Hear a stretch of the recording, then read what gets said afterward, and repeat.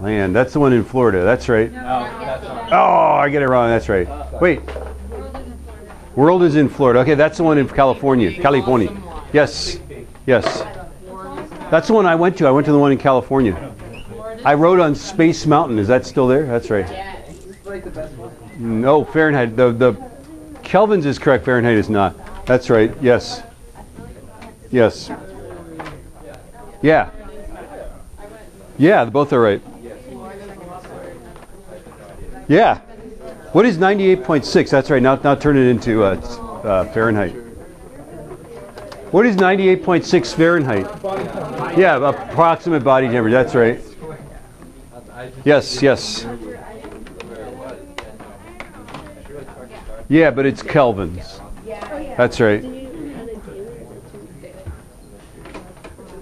Yes, sir. Ah, yes, a good question. There we go. Yes. Okay. 2 questions, class. If I could have your attention, please. 2 questions.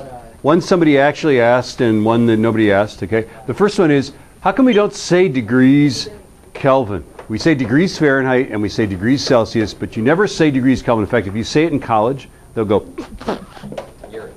you said degrees Kelvin. Because what? I honestly don't know the answer to that. Does anybody know the answer? I just asked a question. I don't know the answer.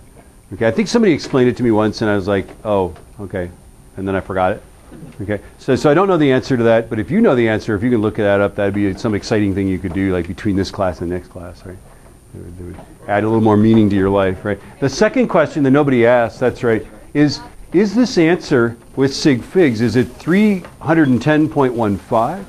Is it 310 decimal point or 310 no decimal point? And the answer is, before we argue about it too much, is that we're just adding 273.15, right? We don't know the tenths place or the hundreds place of 37. So when we add it, we actually have to say 310, but we do know the ones place, so we go 310 decimal point. It's strictly speaking the sig figs. And then you're saying, gee, that's 3 sig figs. Well, adding can do that.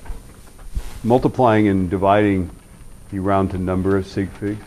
How about 77.35 kelvins? Turn that into degrees Celsius. That's chilly, isn't it? That's so cold that if I dip a rose into something this cold and let it sit there for a while, I can drop the rose on the ground and it will shatter. It is the boiling point of, that's right, of what? That dog did not hunt. No, dry ice is much warmer than that. A dog did not hunt. Not oxygen. Boiling point of, somebody say liquid nitrogen. That's right. That's, yeah. Did you say that already like a long time ago? You said it very quietly though. You're like, liquid nitrogen. That's right. Yeah, now we do know the hundredths place. That's right. We do know the hundredths place is a 0, don't we? Yeah. There you go. That dog is still not hunting. Are you kidding me? No. That's right. That's right. I don't get the last digit says 0.65. That's right. You forgot the 0.15. Yeah, and you can put one more 0 on there because you know the... Put in one more 0 on there. You know the hundredths place too, don't you? On both you do, yeah. 273.15 and there you go. AY. Murray. Yeah. Murray. Read that.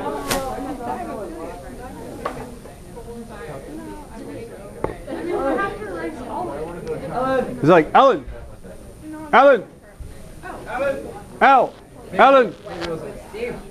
Steve. Steve. Is that enough of that? Maybe. What? Subtract 273.15 from that. Use a calculator. Well, your head isn't doing it right. Your head.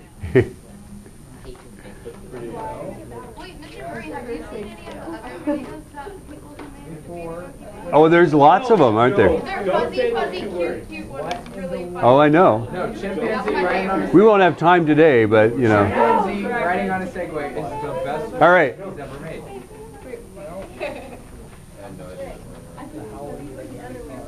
Oh, look how fast we're learning. Woo! All right, now, put the caps on your pens if you would. Okay, the second concept, and we don't have the formula for this, this is just a concept, okay?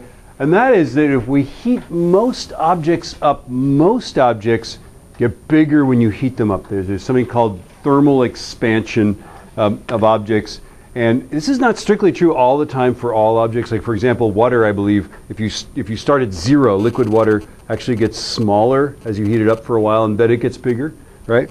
So that's a very strange thing. This causes lakes, as they cool down, by the way, to turn over, right? It causes them to freeze at the top, right? So this is an interesting thing. But anyway, this is why, because if it's hot, if you think about a solid, right? A gas is just like particles bouncing around, just like that thermal demonstration device. Yeah, a liquid is like molecules touching each other, but they're free to move, right? It's still a fluid; it can flow. Okay, but a solid is, well, solid. Yes, right. And so the molecules don't move with respect to each other. They're sort of like, if you picture little springs in between there, right? Then you could think of like little steel marbles on springs, right? And hot means that they're vibrating a lot, and cold means they're vibrating just a little. Now, the funny thing is that those molecules, even though they're vibrating, they're getting closer together and they're getting farther apart. You might think there's no effect on the size of the object, but the weird thing is they actually spend more time farther apart, less time close together, right? So the net effect is actually that objects, when they vibrate, actually get bigger, they expand, okay? Now, I'm not just going to say this, okay? I think I can demonstrate this. So we've got the old ball and hoop demonstration, okay? Yes. There we go. Fire. Okay. Now, this is the ball. This is the hoop. The ball and the hoop are pretty much the same size, and it's pretty. You know, this is like gapping spark plugs, right? The little gap or little gauge should just slide through there, kind of like that, right? Okay. That's because this is exactly the size of that hole. But if I heat it up, it will expand. Do we have any jokes? Do you know the capital of Alaska? Do you know it? No, do you? Do you know the title of that movie where the girl gets pregnant?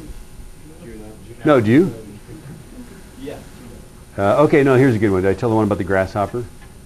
Grasshopper walks into a bar. Bartender laughs, looks at him, and goes, "You know, I serve a drink named after you," right? And the grasshopper, see, there's a drink. There's a type of drink called a grasshopper. Right? Okay. Now, right? So the grasshopper looks at the bartender and says, "You have a drink named Jim." Is there still water on this thing? I hardly believe it's getting hot if there's water on it. You must dry out.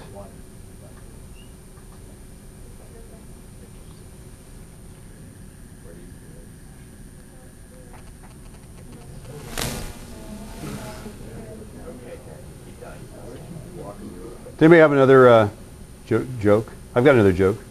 Did I tell the joke about the guys walking their dogs? No. Two guys are walking their dogs. Okay. One guy says to the other guy, "Let's go to this bar."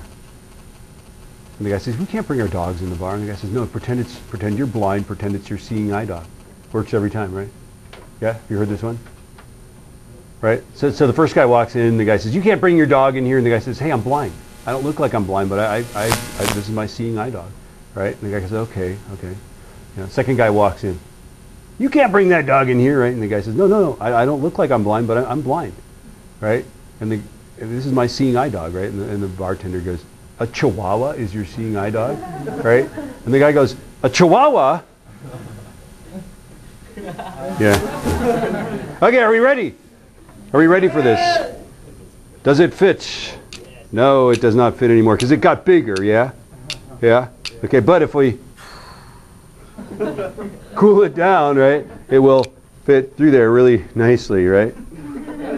There, yes, yes. Here we go. It's still kind of warm. There we go. Okay, now what I'm going to do is I'm going to heat up the hoop.